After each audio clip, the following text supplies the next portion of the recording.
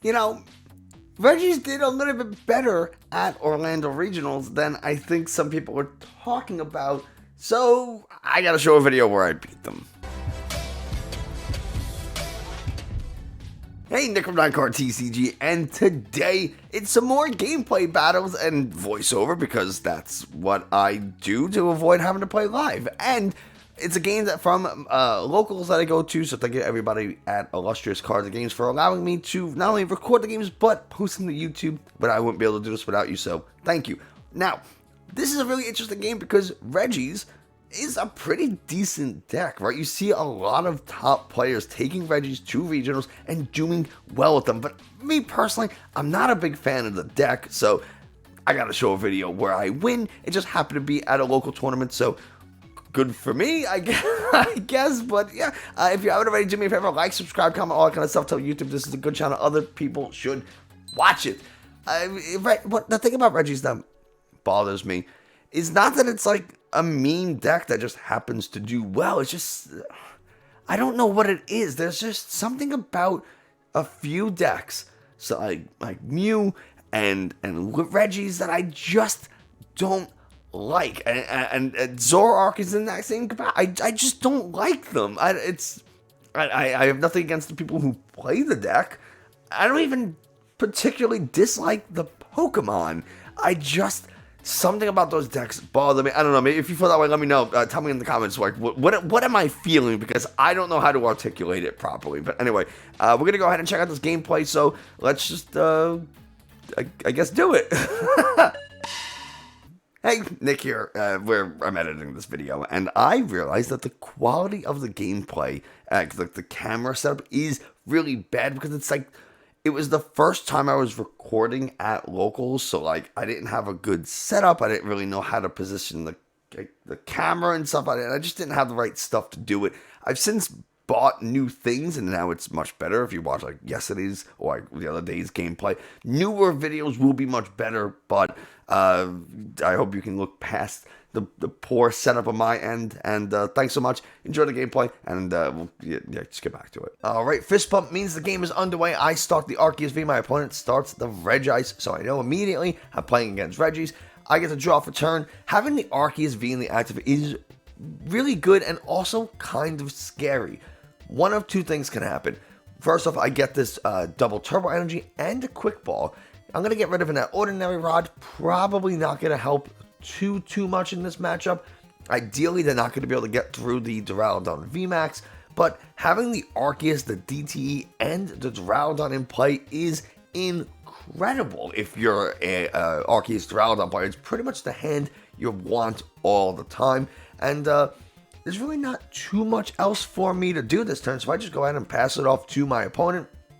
One of the really scary things, my opponent playing a Hisuian Heavy Ball gets to look at all 6 prizes and find a basic Pokemon in there.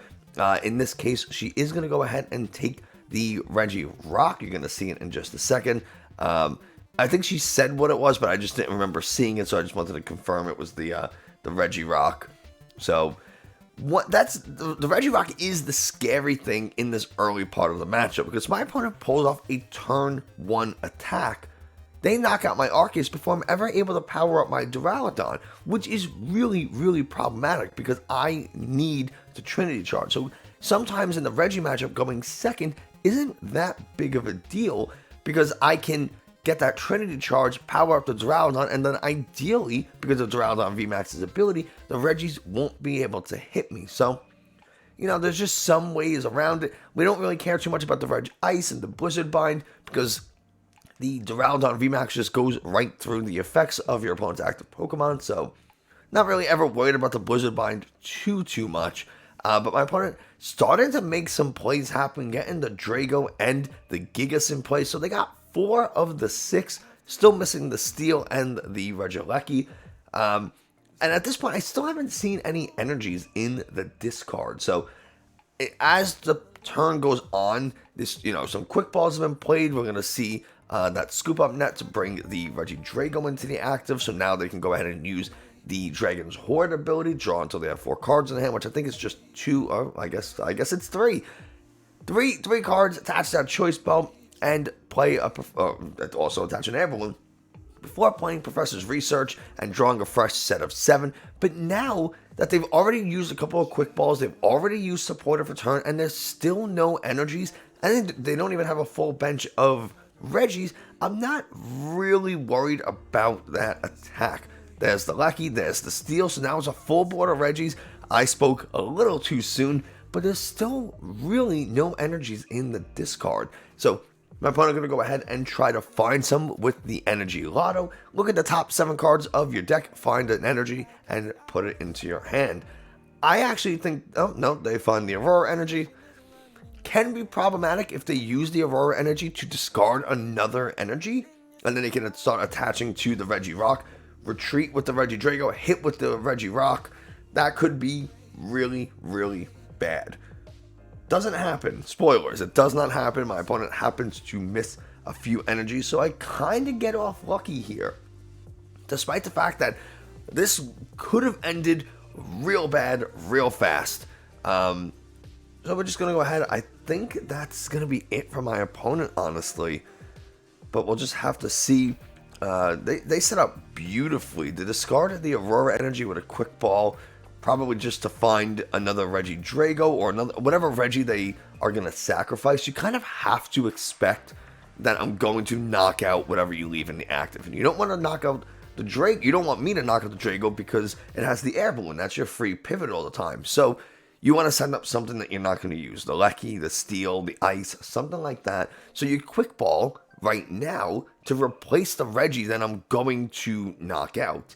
And yeah, I think that's going to be it. You can kind of see that little hand action trying to figure out just kind of what the rest of the plan for this turn's going to be.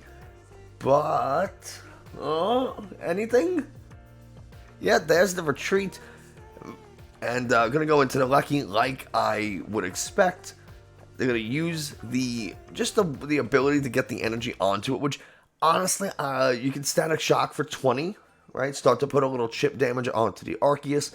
The Regirock with a Choice Belt knocks out anyway, so I don't know how necessary it is, but you know, that it's better than nothing. I might have started setting up something else, but whatever. When I do knock out after evolving into this Arceus V-Star, when I knock out the Regilucky, the good thing is that that energy does go back to the discard, so they will be able to use it later. It's not like they're going to lose it forever because Reggie gets the energies from the discard. So now that I got this this Arceus V-Star, I can go ahead, discard a couple of cards. I get rid of a Crystal Cave and a Colress's Experiment. And yeah, I think I even have the energy. I don't even think I have to Starbirth right now. I think I just happen to have everything, which is great because if I don't need to Starbirth, I don't want to, right? You want to Starbirth at the moment in which you need some cards or your setup is dependent on it, whatever, right? So if I can avoid using Starbirth to just get things that I already have, I'm absolutely going to do it. So the Duraludon VMAX being in play is pretty cool. I decided to boss up the Regidrago because it has that Air Balloon, because it's going to allow her to draw extra cards. I do not want that happening. So I say, you know what? Keep your one Aurora energy on that Regilucky. It's not really worth it to me. And I do elect a Starbirth. Actually, turns out that I do need something. And I guess it's going to go ahead and be an energy? I don't know. I don't know what's in my hand. So it's a little hard to make commentary on what I'm getting when I don't remember.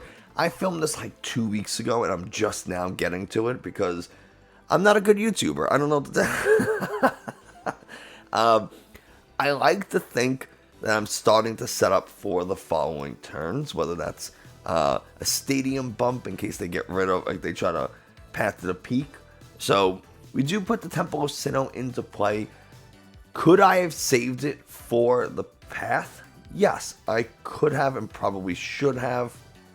You see me here searching the deck for, I guess, for card number 2, which is going to be an energy card so that I can start attacking and use the Trinity Nova attack. Knock out that... oh, yeah, so here's the thing.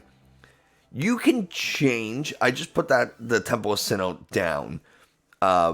I thought I was going to get it. I don't actually have to show the cards with Starburst, but I did, because I'm stupid. And then as I'm getting the energy, I'm getting the metal energy, I realize I can't actually use this Temple of Sinnoh right now because I have a DTE attached. So I don't get the DTE. I don't get the Temple of Sinnoh, which will turn off my DTE and I won't be able to attack. So I get something else. Don't remember what it is. And yeah, there we go. So we get our first prize of the game, and it is now my opponent's turn. So lucky me, I get some energies to power up that the Duraludon on the bench. I don't really know what I got, but man, I'm so happy I realized that the Temple of Sinnoh was a very, very bad choice, because that would have ended things a little bit quicker than I would have wanted. At least for that turn, right? I mean, I don't want to sit there and pass because I picked a really bad card. I finally take my prize. My opponent gets to cut.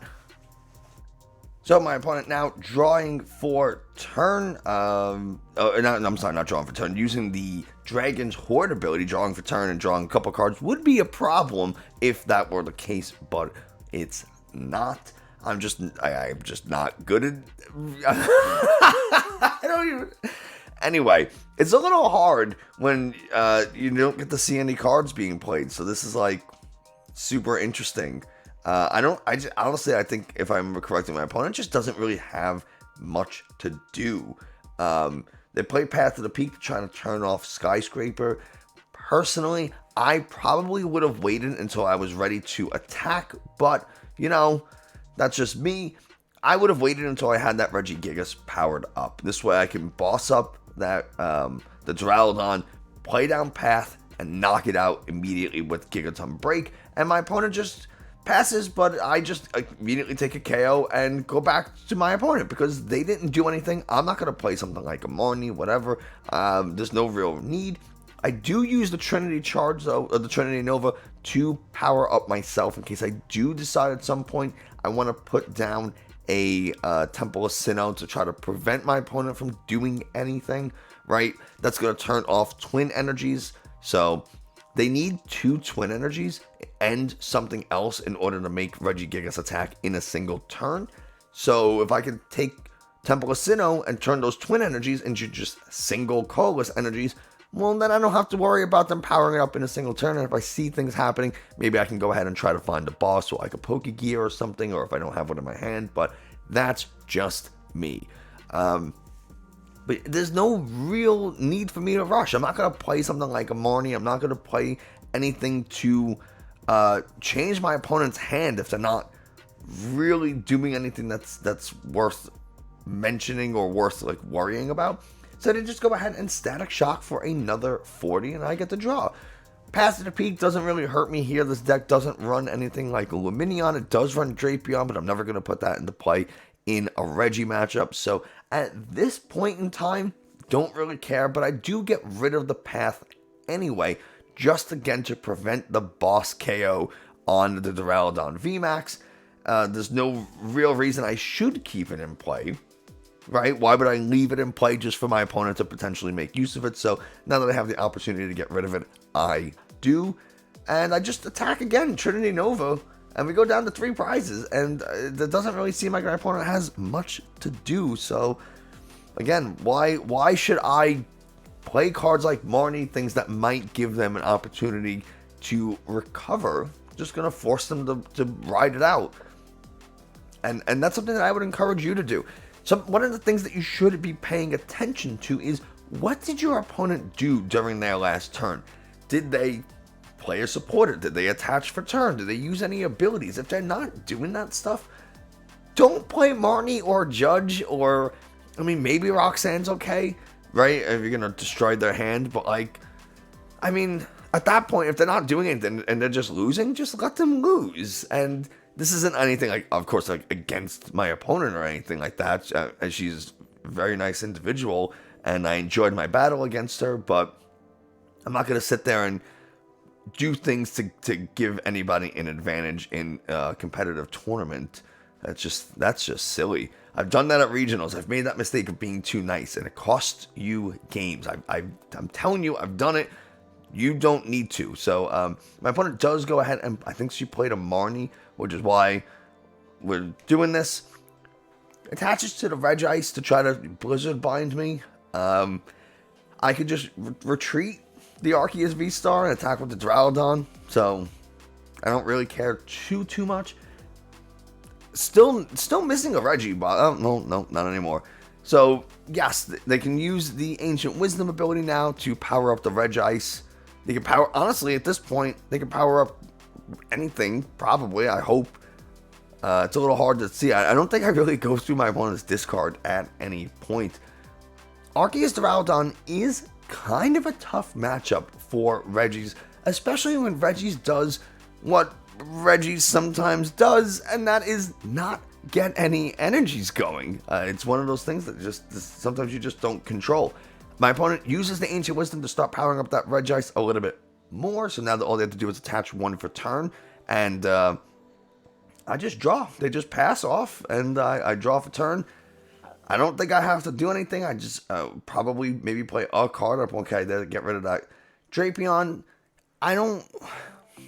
maybe the Drapion wasn't the best choice to get rid of, because you do sometimes have to worry about things like Echoing Horn. So what you get rid of is important, and it is something you want to keep in mind. But before the Echo Horn KO a Drapion, they still kind of have to get rid of my Arceus V-STAR.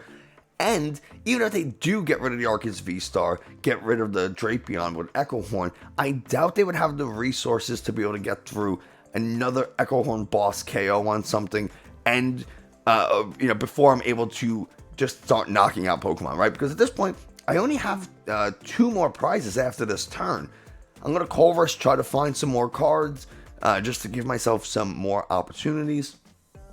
At this point, I'll have 3 in the Lost Zone, so we're nearing a free Cramorant attack with just 1 more Colress. But that's actually, I think, the second Colress that goes into... the first Colress that goes into the Lost Zone. I think I just discarded one before, but no real need for them. Maybe later I can attach an energy and then Hyper Potion this DTE off if they attack with like a Regidrago or a Regice. A Big Parasol. Big Parasol completely destroys the opportunity for Regice to even use its secondary effect of Pokemon V can't hit this. And I put the Temple of Sinnoh into play, which means now my opponent can't even attack with the Regice. So it's now my opponent's turn, but they see the writing on the wall. There's really nothing they can do, and they're just going to take this top deck and then concede. So very well played to my opponent, and yeah, that's going to wrap this gameplay up. So there you have it, some magical gameplay. As an Arceus Duraludon fan, I do happen to like that deck. It's having everything like that pretty early and easily is wonderful. So play Arceus Duraludon, not Regis. That's gonna do it for us today. Thanks so much for watching. I hope you enjoyed, found it informative. Again, thank you to everybody at Illustrious Cards and Games for letting me record and post, and I will see you next time.